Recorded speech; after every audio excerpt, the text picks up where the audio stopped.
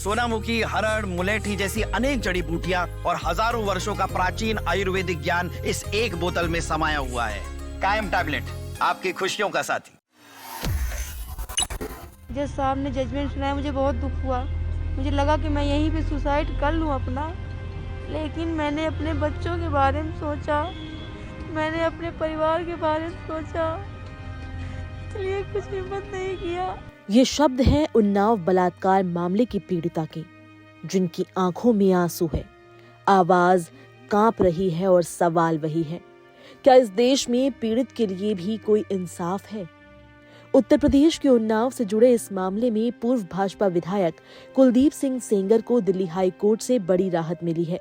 अदालत ने 2017 के बलात्कार मामले में दी गई उम्र कैद की सजा को निलंबित कर दिया है और सशर्त जमानत मंजूर की है।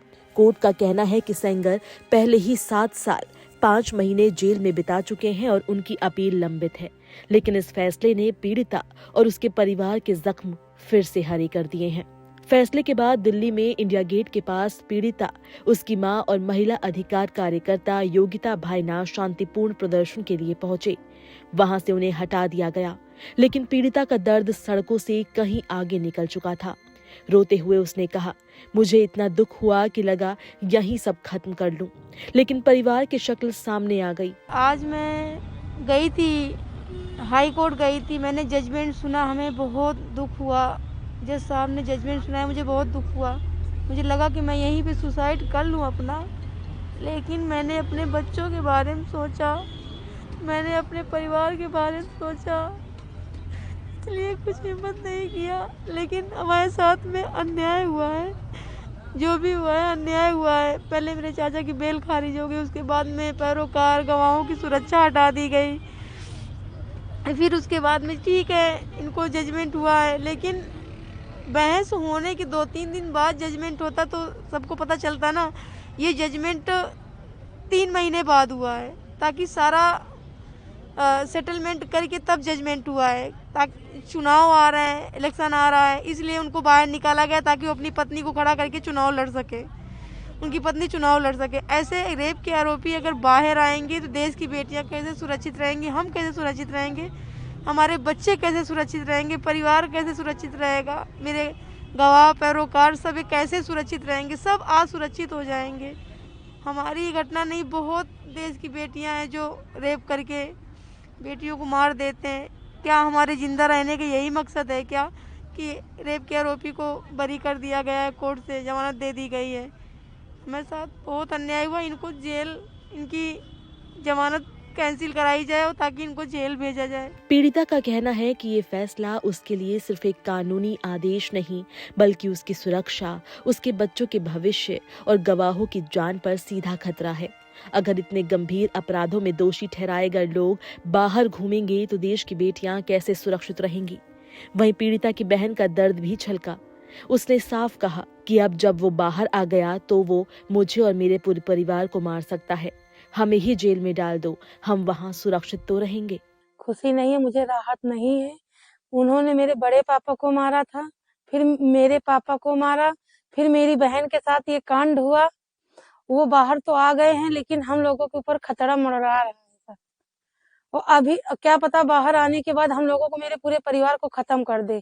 अगर उनको बाहर निकाल दिया है तो हम लोगों को जेल के अंदर डाल दे, कम से कम हम लोगों की जान तो सुरक्षित रहेंगी वहां पर।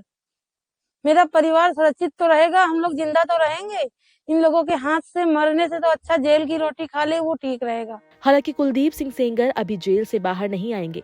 वो पीड़िता के पिता की हिरासत में मौत के मामले में 10 साल की सजा भी काट रहे हैं और उस केस में उन्हें जमानत नहीं मिली है।